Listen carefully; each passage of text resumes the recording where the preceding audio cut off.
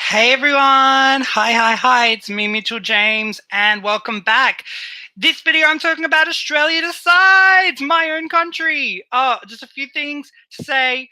It's a national selection, the first national selection ever for Australia. I'm so excited. I harassed many people for years, ever since it was announced in 2015. I was like, let's have a national selection. Next year, let's have a national selection. Even though I love Dummy Im, and every single year I have campaigned for national selection, and we finally got one. I'm so excited. Second thing I want to say is I'm so proud of Australia right now because this is high quality stuff. We are just showing how good we are as a country with our own music. So for that, I'm really excited. Also, just it's really exciting, and I just also am loving all the songs. It's really difficult to pick a favorite because I love every single entry. So I'm going to give my top 10 now, and it's not going to be bad. Every song, like I said, is good. So don't feel bad if I'm putting it at the bottom because I really love all the songs. So let's just do it. Let's just start with the top 10. Okay, so I'm going to do it like I'm a juror. So I'm in the jury because, as you know, it's 50% jury, 50% public televote. And so I'm going to do it like I'm giving I don't know how they're going to do it, like if 10th favorite gets 1 point, up to 12. I think that's what they're going to do because then every artist will get a point, and it's kind of like no one's going to leave with 0 points then. So, that's probably what they're going to do. So let's start with my 10th favorite. My 10th favorite, which I would give 1 point to, and also comment if you want as well. So 10th favorite is Piece of Me by Tania Doko. I like this song. I love Tania Doko. I love Bachelor Girl. Obviously, I loved the song Buses and Trains, but I also loved the song Just a Girl. That was a really big song for me. And this song I was expecting so much because I know Tania Doko has been living in Sweden, and she's been writing as a songwriter in Sweden. I was like, oh my God, we're going to get some Melodifestivalen vibes from this. So I was really excited. And I listened to this and I'm like, well, it's not exactly Melodifestivalen. It's very chilled. Definitely would hear this on the radio for sure. And it's going to be played on the radio so much, and it's just going to be a great kind of chill vibe song. I think I would play this during the day on a Saturday or something, just to chill me out. I know what it feels like. Oh, to the inside. Like, so catchy. It's just not enough. And what I was going to say as well, when I'm doing my top 10, the way that I'm going to rank it is that I'm thinking in the interest of Australia doing well at Eurovision, because that is the aim. That's what we want. So this is why I'm ranking these songs. It's not really like, well, I do love them, but I'm doing it based on my ranking of how I think it'll do. I think if this won and went to Eurovision, it would slip away. People would forget it. It would be like right down the end, might not make the final kind of thing. So I'm not sure if it's the right song for Eurovision, but I'm really happy to hear this song from her. I'm gonna play it after Australia Decides. So, and I'm really glad she's a part of it. And I will grant her this. She took a long time. She made us wait for this song. I was like, I don't know how much longer I can wait. It's taken me so long to record this because I've been waiting on that one song since Friday. I thought I'd be waiting for Sheppard, but it turns out I was waiting for Tania in the end. So she was saying that she got into this only 2 weeks ago, really. So she was a last minute selection, and she had to write, produce, mix, record and mix all in the span of 2 weeks. So yeah. So well done on her for that. My 9th favorite, which I'd give 2 points to if I was in the jury, is it is To Myself by Alfie Arcuri. So this song is another really chilled kind of song for the radio.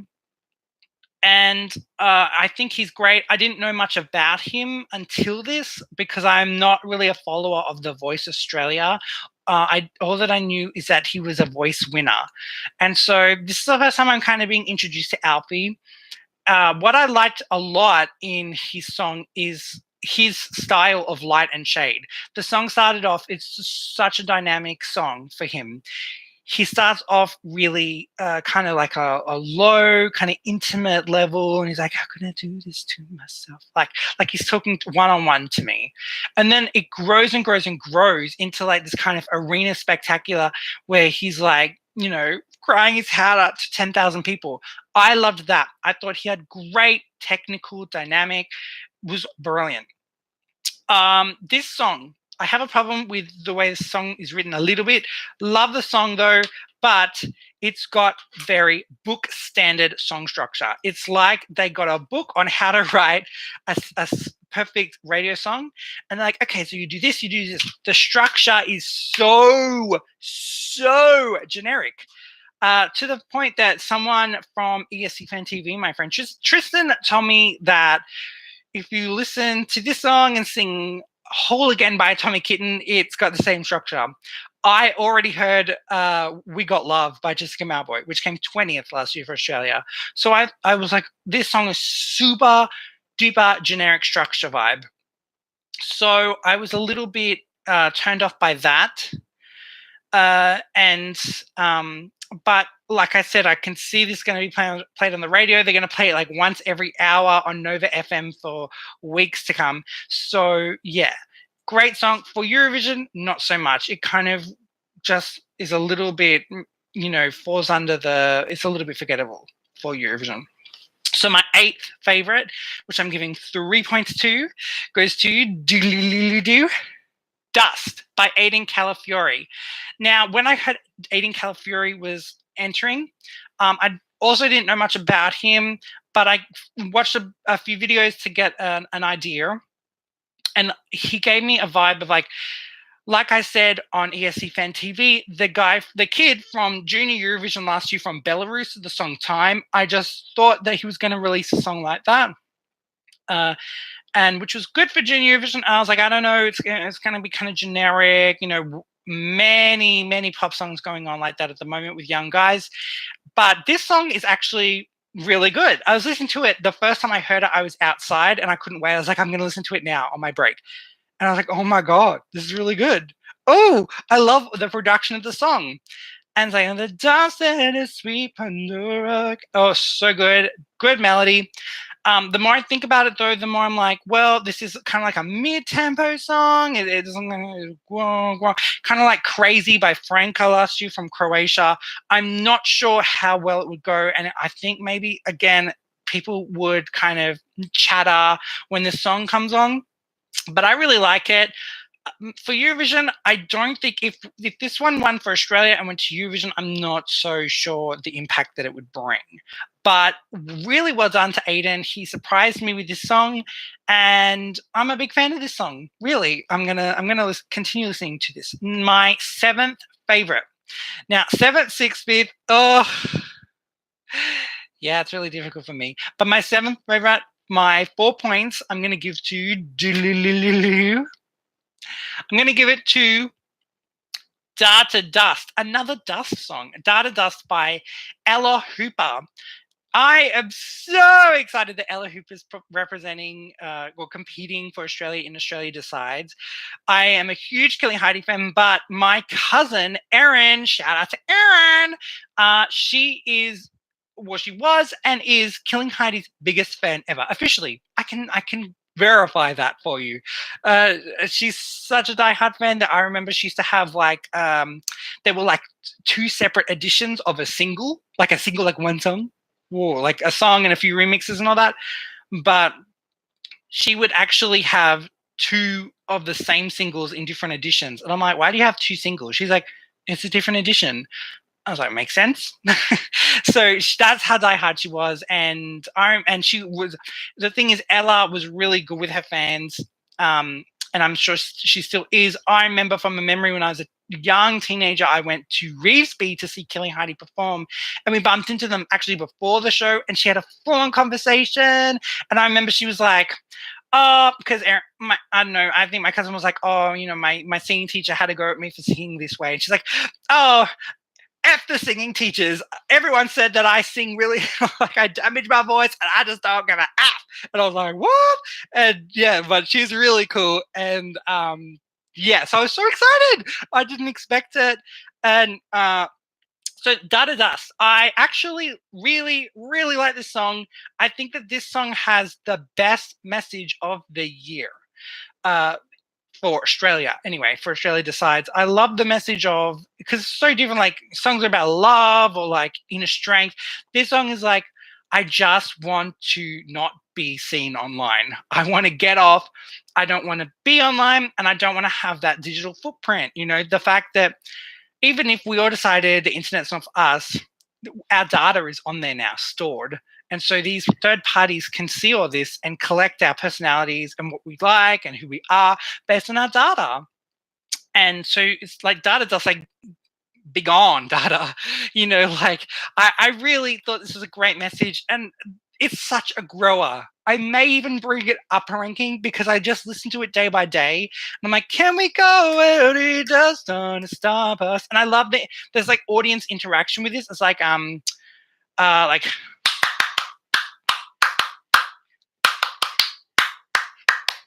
coming away,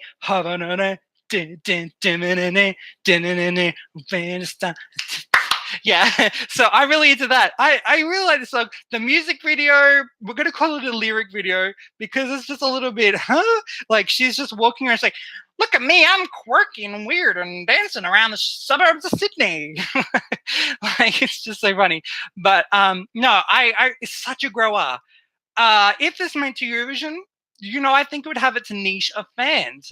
I don't think it would win, but I could see a really large support base. She is an original rock gal or person, and I think look at Albania last year. The kind of like now she's like rock pop. That kind of vibe does actually gets a niche fan base because it kind of like repping the rock people. So I think she could I could see her doing well with this song, but I don't know. To win, I'm not so sure. And it's a little bit, I wanted a little bit more epicness, but she has such a range with the song. I keep listening to it, and when I met, like the belt that she does is actually a really high belt. I think the production of the song is a little kind of on the cheesy side, but then when I listen to her sing, I'm like, she's actually ripping the vocals, like she's shredding the vocals. So I think when I see her perform live, I think I'm going to get such a higher appreciation for this song. So I've got the 7th place with my eye on the song, and I reserved 7th place. My 6th place goes to, which I'm giving 5 points to, On My Way by Sheppard. On my way, I'm never going back. Yeah, totally different to that song, so don't worry. So this is by Sheppard. This group had so much hype with this. Everyone is talking about Sheppard. Everyone knows the song Geronimo. A lot of people, you'll be like, Sheppard. They'll be like, who? Like, not a lot, but some people will be like, who? And I'm like, Geronimo, say Geronimo. They're like, oh, yeah. So people know them globally as well, for sure. I had such high hopes, expectations for this song, especially that they would make us wait till Friday, like make us wait so long. And I was like, you know what? This better be good. I'm getting the feels it's going to be good. It's good. It's not as good as I wanted it to be for Sheppard. Once again, I look for epicness. I look for sense of occasion. To be honest, anyway, Sheppard's genre of music is not really my kind of style. They're very festival pop, people like getting in, rolling in mud and stuff. And that's not my kind of style. I've only ever been to one music festival, and it's SM Town in Seoul, South Korea, where everyone's seated and very polite and there's strobe lights and everything. So that's my kind of style of a festival. it's an anthem like Geronimo was, either hey, hey, like they don't say hey, hey, but the problem was I just observed that this song is 3 minutes and 24 seconds. Now, for all the Eurovision geeks out there, you know that this song cannot be performed in its entirety on Eurovision because the rules are I stipulate the rules are that the song has to be 3 minutes maximum. So they have to cut 24 seconds. I don't know if they're going to cut it in the performance of the national selection or if they win, they'll wait till Eurovision. But I'm trying to work out where they'll cut it. I hope they keep the woo. And also, that brings me to say that I actually, a large part of what I don't love about this song, I like it, but I don't love it, I'm not obsessed with, it's not as good as I thought it was going to be, is because my favorite part of Sheppard is the girls and their input that they do. My favorite part of Geronimo is bombs away. And this song doesn't have any female solo part. It's all the guy. But I was listening to the actual studio version, and a lot of the harmonies and stuff are the girls. I think live they're going to be kind of more prominent, and I think that's going to be a good thing. I want more of the girls to be participating vocally more in this song because, as we know, Eurovision is air guitar. If you're playing an instrument, you're fake playing an instrument. No one can hear you, so it doesn't really matter. It's just for show. So give me your vocals because I know you can sing. Bombs away. But I liked the woo. That's not how it goes, but it's kind of like that. What song is that I'm singing? But yeah, that I liked that bit. So don't cut that bit at the end. But I noticed after the first chorus, you sing a little bit of the ooh, and there's a bit of an instrumental break. Cut that instrumental break, go straight to the second chorus. Cut a part where you sing the chorus towards the end and keep the ooh bit. I think you might make 3 minutes.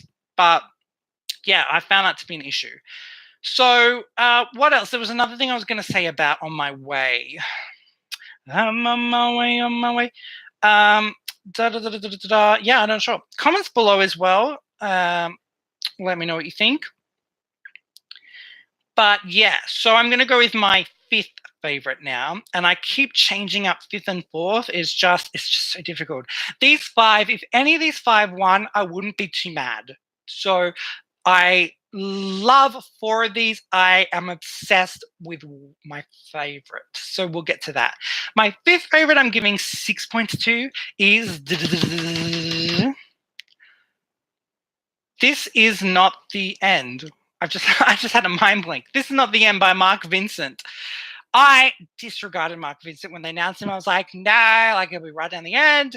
I knew him as great classical voice, but sings a lot of covers, and I'm not a big fan of singing covers for your career kind of thing, like Susan Boyle does. And I would love to see those people actually just sing original songs and then play on the radio and have airplay. When I heard this song for the first time, I was like, "Oh my god, it's so good!" I got chills when the first time the chorus came in. It's like tomorrow once again. I'm like, woo! I loved it. And so it's just a really strong kind of coronation song. It starts off like when I was just a boy, like he's telling a story, but I know he has like a strong kind of senior fan base as well. I know that when he performs this, the seniors are going to be like, yes, I love this song. I'm going to vote for this song. So I don't count this song out. Don't underestimate the song. And I think if it went to Eurovision, it would have a pretty strong place for the same reason. There's a lot of people that love this kind of thing. It's also, I love that it's like a pop opera, like a pop, not opera, but pop classic song. And that's what we need. Classical music can be contemporary. We can have contemporary classical music. As long as it's like current, don't make it old school. I would actually love to see Mark Vincent in like singing this in casual clothes, with a jacket on. It's like a motorbike jacket or something instead of like a tux. Oh, I would love that because, like I say, jazz and classical can be contemporary. You can make it modern and relevant and current. So I absolutely love that song. So don't underestimate it. I can't wait to hear how it is live as well. And my fourth favorite song, which I'm giving 7 points to, is Fight for Love by Courtney Act. But along with Sheppard, when Courtney Act was announced, everyone went crazy all over Europe. People don't realize Courtney Act is huge right now in the UK. She just won Celebrity Big Brother last year. She's hosting like a dating show, and she had her own Christmas spectacular show on television in the UK on Channel 4. She is really a big name. So this is such a smart idea. She's so smart. Not only is she still being like, hello, Australia, I'm still here. Like, she's getting domestic fan base, but she's also gaining exposure throughout Europe. I think is brilliant. She's just trying to dominate Europe. It's such a smart idea. She's really killing two birds with one stone, which is incredible. This song, when I first heard it, I absolutely loved it. And I heard negative things about this song from the beginning. And I didn't really know. I was listening to it and I love the like the bridge is good. And it's like, up and up this started. And it's like, now it's time and it's time for us. We're ready to fight for us. I loved it. The only problem I have in it is a big problem for me, is that the structure is bizarre. It's like they wrote a 4-minute song. They have like a long verse, a long bridge, a long chorus, and then the long verse, second verse, bridge, long chorus, and then they're like, well, that's 3 minutes. And so they just kind of cut it. And I'm like, well, it's only half of a song. Like, there's no like middle section. There's no chorus sung twice. You could add a cue change. Not really, but you could have done anything. And even like crazy trilling at the end, but this very like verse, chorus, done. And so it's like a teaser song. And so I feel like just because congratulations, you wrote a song in 3 minutes, but you needed to cut it. Like it needed to be shorter. The verses, the chorus, like, for love, you know how you do that? For love, all this time, like repeating that wasn't that necessary. Like, that's how you do things. But anyway, so I thought it was a little too short structure. It was like the longest 3 minutes or the shortest 3-minute song.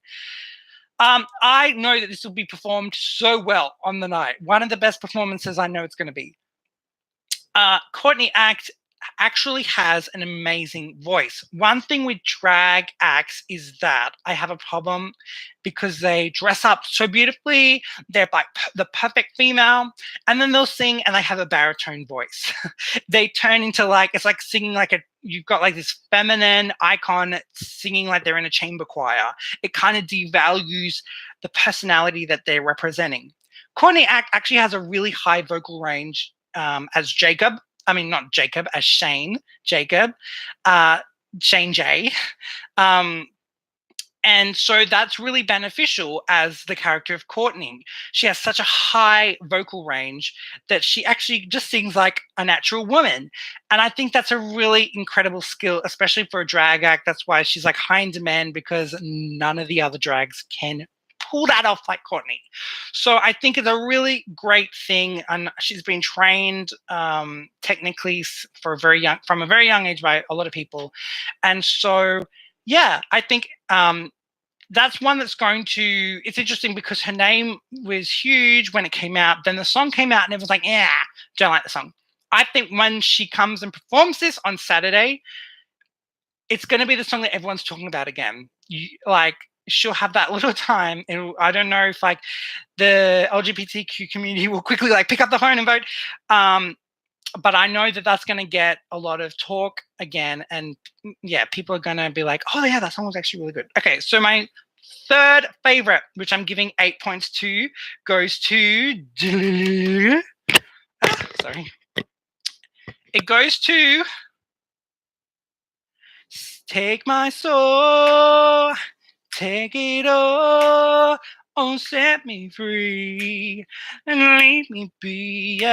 Leea, Nanos, Set Me Free. Wow, what a song.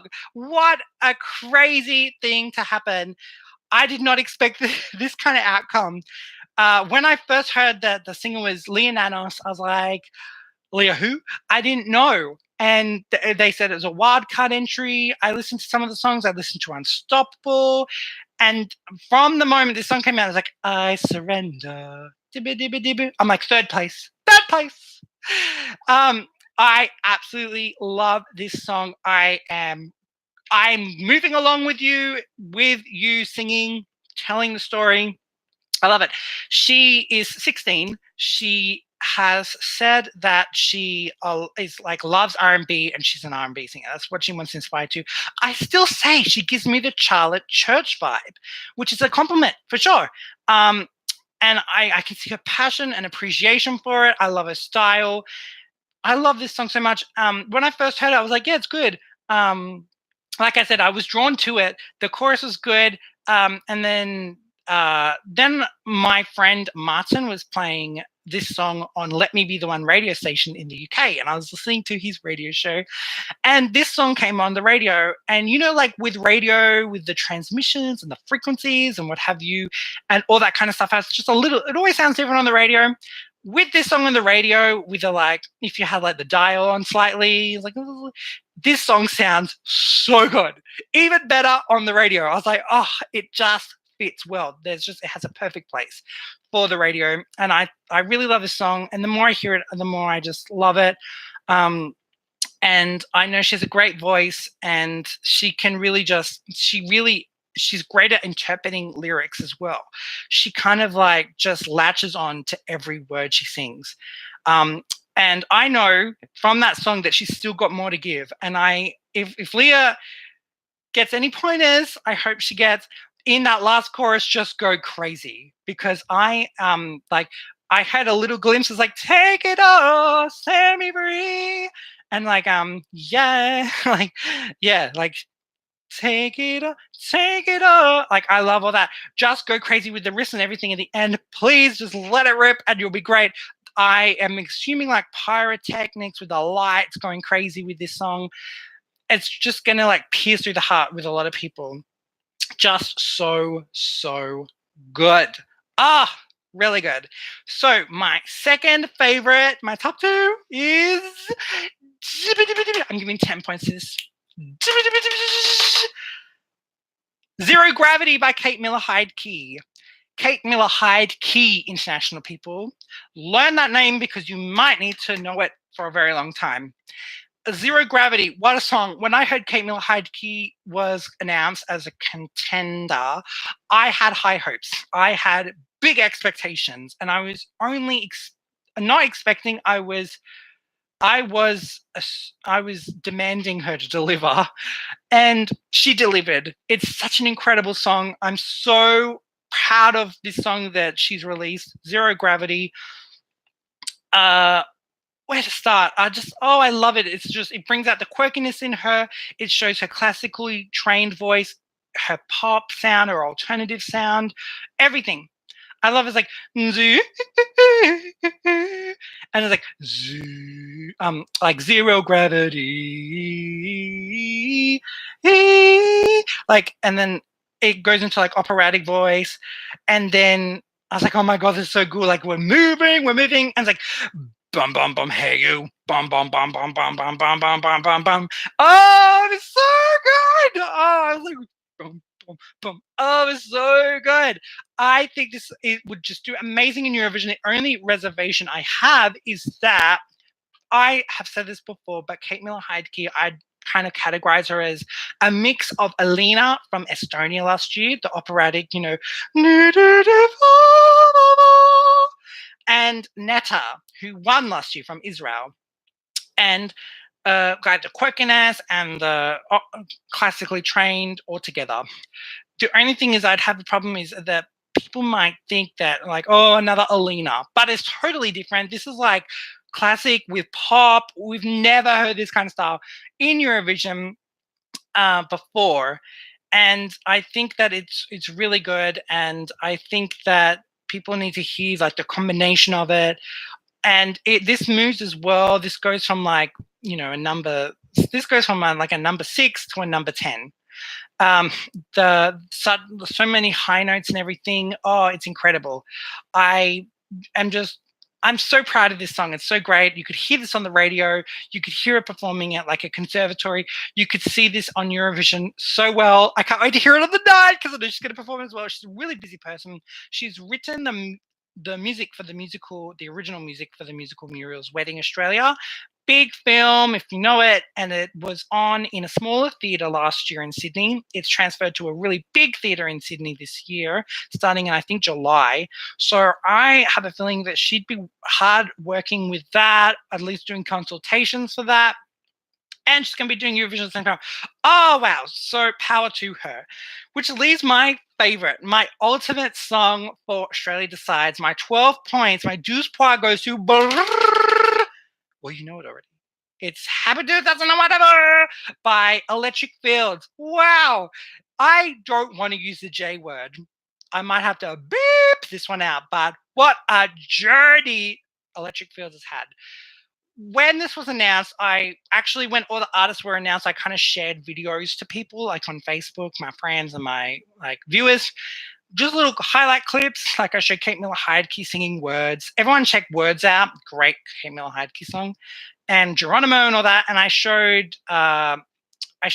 Electric Fields doing Shade Away live, and people like, what? People didn't really get it. They were like, what is going on? This is like bizarre. People said, no, please. It would be like this is what people said, a laughing joke and stuff like that. And I was like, wow. And then 2000 whatever came out as a studio version, and I'm looking on the comments and it's all Electric Fields to win, and people saying like Electric Fields to win Eurovision. And it's so true. This song would do incredible at Eurovision, and I'm just so happy. Look what can happen. You turn everyone around. I heard potential from the start. I actually love the song Don't You Worry. Don't You Worry, Baby. I love that song. I love Electric Fields vibe. And this is actually their debut single. They've had like, what do you call it? Like LPs and stuff. But this is like their real like kind of, this is their debut. And so it's great to see them like in interviews and stuff. Like I said, their journey, they really are, because they're like, oh my God, we're having an interview. Oh my God, I still can't believe, Michael, that we're actually here at, we could represent Australia for Eurovision. Like there's just so down to earth and natural, and just like, we're kind of like on this path with them. Okay, the song itself is incredible. It has vibes of funk, 90s dance, noughties dance. Oh, it's so good. And you're a smart blonde with the eyes of a panther. I know this whole song. I'm so excited. Oh, it's just so good. The bridge is incredible. I like the we're not gonna live. And the synth is like oh, it's so good. It feels great. And it just changes mood all the time. It's just incredible. The best song for sure. And Happy 2000 whatever forever. Oh, there's so much I want to say. Zaachariaha fielding is incredible. There's just everything about him in this song is just exuding his best potential in this song. And what I love is, like I said, air guitaring is a thing in this competition. Michael Ross is an incredible on the keyboard and DJing and everything. But like I said, that skill doesn't really get shown on Eurovision. You'll just be like pretending to play. So I love that they incorporated him, and he's singing in the vocals in all of the second verse, and he sings a great kind of like pre-bridge. I don't know what you call it, like bridge one. And refers to himself in a third person, which I am very complexed by that. But I just, this song is incredible. They perform it so well. I can't wait to see this like live, full on live as a performance. Oh, I'm so excited. And yeah, but the fact is, like, they're also educating people. Like, this is a song that kind of makes history. They don't realize the impact, or maybe I think they do, but I'm just saying standing ovation to the impact that they have, having songs like that say "Ole la, mira when you need," like mira when you need. I'm singing that all the time. My British friend Stuart from ESC Fan TV is going "mira when you need." Kids in Australia, in Sydney and Melbourne are going "mira when you need." kids in Belgium are going, Mira Wenjini, like, come on, look what you're doing for culture. Look what you are doing in progression. Look at what you are doing for combining people together. You know, people are coming together. People are just, oh, it's so good. I'm just so happy. I'm so proud of them as well. It's just an incredible entry and it's my favorite. So, yeah, that's everything. That's my top 10.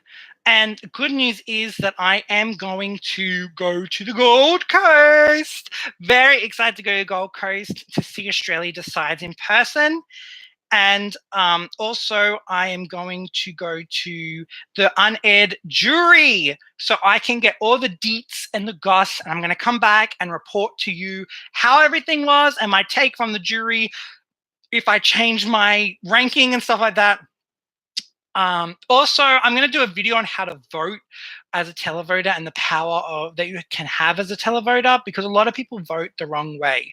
So I'll do a whole other video on that. Comments below. I'm also doing reviews of many of the national selections. So just subscribe to keep updated with the future videos I do as well. You don't need to click the bell thing and all that. Just press subscribe and it'll come up and you can keep updated. Thanks so much, everyone, for watching. And to the people who got this far, thank you very much. And yeah, let's continue on this national selection path together. I'm so excited. Well done, everyone at Blink TV, SBS, all the artists, all the singers, all the songwriters for just coming together, the record labels for putting their differences aside and working together for this. It's just perfect. Well, we still got the actual show, but the songs and the preparation have just been outstanding. I'm just so excited and just ready to see it now. So excited. Well done, everyone. That's it for now. I'm gonna go. So and thanks so much for watching, and until next time. Also, I'm gonna be in the Gold Coast, so if any of the singers are watching, I'm very open to doing an interview with you. Would love it. So that's it. Until next time, bonsoir Europe and Australie, and goodbye.